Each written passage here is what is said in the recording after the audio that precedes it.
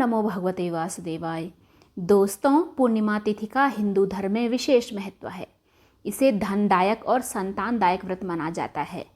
जो लोग पूरे विधि विधान से पूर्णिमा का व्रत करते हैं और उस दिन चंद्रमा को अर्घ्य देते हैं, उन पर भगवान विष्णु और माँ लक्ष्मी जी की विशेष कृपा होती है। आइए जानते हैं पूर्णिमा व्रत की कथा।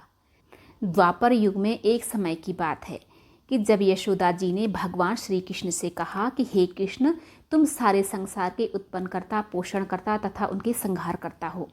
आज कोई ऐसे व्रत के बारे में मुझे बताओ जिसके करने से मृत्युलोक में स्त्रियों को विधवा होने का भय ना रहे तथा यह व्रत सभी मनुष्यों को मनोकामना पूर्ण करने में सहायक हो। श्री कृष्ण कहने लगे कि हे माता, तुमने अति सुंदर प्रश्न किया है। सौभाग्य की प्राप्ति के लिए स्त्रियों को 32 पूर्णिमाओं का व्रत करना चाहिए। यह व्रत अचल सौभाग्य को देने वाला और भगवान शंकर के प्रति मनुष्य मात्र की भक्ति को बढ़ाने वाला है। इस भूमंडल पर एक अत्यंत प्रसिद्ध राजा, जो कि बहुत ही सुंदर और वैभवशाली नगरी में रहता था। वहाँ धनेश्वर नाम का एक ब्राह्मण था और उसकी स्त्री अति सुशील रूपवती थी। दोनों ही इस नगरी में बड़े प्रेम के साथ रहते थे। घर में धन धान्य आदि की कोई कमी नहीं थी। उनको बस एक ही दुख था कि उनकी कोई संतान नहीं थी, जिसकी वजह से वह बहुत दुखी रहा करते थे। एक दिन एक बड़ा तपस्वी योगी उस नगरी में आया। वह योगी बाकी सभी घरों से भिक्षा मांगकर भोजन करता था, लेकिन उस ब्राह्मण के घर से भिक्षा नहीं मांगा करता था। एक दिन योगी गंगा किनारे जब भिक्षा से मांगकर भोजन खा रहा था, तब धनेश्वर ने योगी को देख लिया। अपनी भिक्षा अनादर से दुखी होकर धनेश्वर योगी से बोले कि आप सभी घरों से भिक्षा लेते हैं, परंतु मेरे घर की भिक्षा कभी भी नहीं लेते हैं। इसका क्या कारण है? योगी कहने लगा कि हमारा धर्म हमें इस बात की आज्ञा नहीं देता है, क्योंकि अभी आप गृहस्थ जीवन में एक सुख से वंचित हैं। आपके घर संतान होने पर मैं आपके घर से भी भिक्षा स्वीकार कर लूँगा। धनेश्वर यह बात सुनकर बहुत ज़्यादा दुखी हुआ और हाथ जोड़कर योगी के पैरों पर गिर पड़ा और दुखी मन से कहने लगा कि आप मुझे संतान प्राप्ति के उपाय बताएं। यह सुनकर योगी कहने लगे कि तुम माँ शक्ति की आराधना करो। घर पहुंचकर उन्होंने यह सारी बात अपनी पत्नी को बताई और खुद वन में चला गया। जंगल में पहुंचकर उन्होंने माँ गौरी की आराधना की और उपवास किया। माँ दुर्गा ने 16 दिन बाद उसको सपने में दर्शन दिए और कहा कि हे धनेश्वर, जा, तेरे घर पुत्र होगा, लेकिन उसकी आयु सिर्फ 16 वर्ष होगी। अगर तुम दोनों स्त्री और पुरुष 32 पूर्णिमाओं का व्रत करोगे तो वह दीर्घायु हो जाएगा। सुबह होते ही तुम्हें इस स्थान के पास एक आम का पेड़ दिखाई देगा। उस पर चढ़कर एक फल तोड़कर अपने घर ले जाना और अपनी स्त्री को इसके बारे में बताना। सुबह स्नान होने के बाद वह स्वच्छ होकर भगवान शंकर जी का ध्यान करके उस फल को खा लें। तब भगवान शंकर जी की कृपा से उसको गर्भ हो जाएगा। जब ब्राह्मण सुबह उठा तो उसे उस स्थान पर एक आम का पेड़ दिखाई दिया, और जब वह उसे फल तोड़ने के लिए चढ़ा तो वह पेड़ पर चढ़ ही नहीं पाया। यह देखकर उसे बड़ी चिंता हुई। उसने भगवान गणेश जी की उपासना की। उसके बाद वह पेड़ से फल तोड़कर अपनी पत्नी के पास पहुंचा। उसकी पत्नी ने अपने पति के कहे अनुसार उस फल को खा लिया और वह गर्भवती हो गई। माँ शक्ति की कृपा से उन्हें एक बहुत सुंदर पुत्र रत्न प्राप्त हुआ। उसका नाम उन्होंने देवीदास रखा।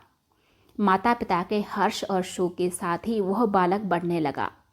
भगवान की कृपा से बालक बहुत ही सुंदर था, सुशील और पढ़ाई लिखाई में भी बहुत निपुण था। माँ दुर्गा के कथनानुसार उन्होंने 32 पूर्णमासी का व्रत रखा। जैसे ही 16वां वर्ष लगा तो दोनों पति पत्नी बहुत दुखी हुए, कहीं उनके पुत्र की मृत्यु न हो जाए। तभी उन्होंने देवीदास के मामा को बुलाया और 1 वर्ष के लिए देवीदास को काशी में पढ़ने के लिए भेज दिया। देवीदास अपने मामा के साथ एक घोड़े पर सवार होकर चल दिया। उसके मामा को यह बात पता नहीं थी। दोनों पति पत्नी ने 32 पूर्णमासी का व्रत किया। दूसरी तरफ मामा और भांजा दोनों रात गुजारने के लिए रास्ते में एक गांव में रुके। उस दिन उस गांव में ब्राह्मण की कन्या का विवाह होने वाला था। जिस धर्मशाला में वर और बारात के बाकी लोग रुके हुए थे, उसी धर्मशाला में देवीदास और उसका मामा ठहर गए। उधर कन्या को तेल आदि चढ़ने के बाद जब लग्न का समय आया तो वर की तबीयत खराब हो गई। वर के पिता ने अपने परिवार वालों से विचार विमर्श करके कहा कि यह देवीदास मेरे पुत्र जैसा ही है, मैं इसके साथ लगन करा दूं। और बाद में बाकी सारे काम मेरे बेटे के साथ पूरे हो जाएंगे। ऐसा कहने के बाद वर के पिता देवीदास को मांगने के लिए उसकी मामा के पास गए और उन्होंने सारी बात बताई। मामा ने कहा कि कन्यादान में जो कुछ भी मिलेगा वह सब हमें दे दिया जाएगा। वर के पिता ने यह बात स्वीकार कर ली। उसके बाद देवीदास का विवाह कन्या के साथ संपन्न हो गया। उसके बाद वह अपनी पत्नी के साथ भोजन न कर सका और उसकी आंखों में आंसू आ गए। तब वधू ने पूछा कि क्या बात है, आप उदास क्यों हैं? तब उसने सारी बात अपनी पत्नी को बता दी। तब कन्या कहने लगी कि आप ही मेरे पति हैं और मैं आपकी ही पत्नी रहूंगी, किसी अन्य की कभी नहीं। तब देवीदास ने कहा कि ऐसा मत कहिए, क्योंकि मेरी आयु बहुत कम है, मेरे बाद आपका क्या होगा? लेकिन उसकी पत्नी नहीं मानी और बोली कि स्वामी आप भोजन करिए।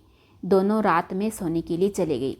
सुबह देवीदास ने पत्नी को 4 नगों से जड़ी एक अंगूठी दी और एक रुमाल दिया और बोला कि हे प्रिय, इसे लो और संकेत समझकर स्थिर चित्त हो जाओ।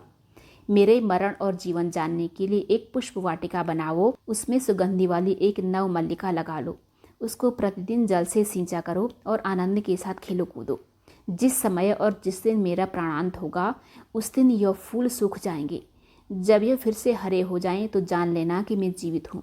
यह समझाकर वह वहाँ से चल दिया। पत्नी ने सारी बात अपने पिता को बता दिया। उसके बाद सारी बारात अपमानित होकर लौट गई। इस प्रकार देवीदास काशी चला गया।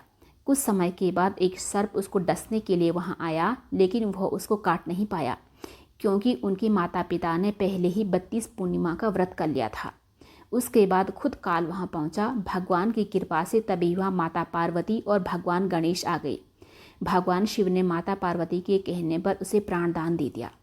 उधर उसकी पत्नी उसके काल की प्रतीक्षा कर रही थी, और जब उसने देखा कि पुष्प वाटिका फिर से हरी हो गई है तो वह समझ गई कि उसका पति जिंदा हो गया है।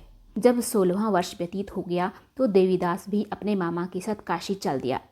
इधर उसकी पत्नी के परिवार वाले उसे ढूंढने आ ही रहे थे कि उन्होंने देखा कि देवीदास और उसका मामा उधर ही आ रहे थे। देवीदास अपनी पत्नी और मामा को लेकर वहाँ से चल दिया।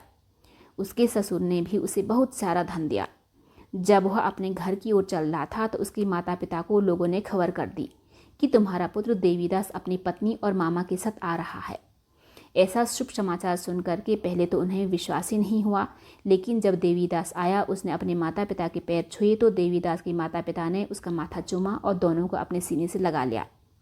दोनों के आने की खुशी में धनेश्वर ने बहुत सारा दान दक्षिणा ब्राह्मणों को दिया। श्री कृष्ण जी कहने लगे कि इस तरह धनेश्वर को 32 पूर्णिमाओं के व्रत के प्रभाव से संतान की प्राप्ति हुई। जो स्त्रियां इस व्रत को करती हैं वह जन्म जन्मांतरों तक वैधव्य का दुख नहीं भोगती हैं और सदैव सौभाग्यवती रहती हैं। यह मेरा वचन है।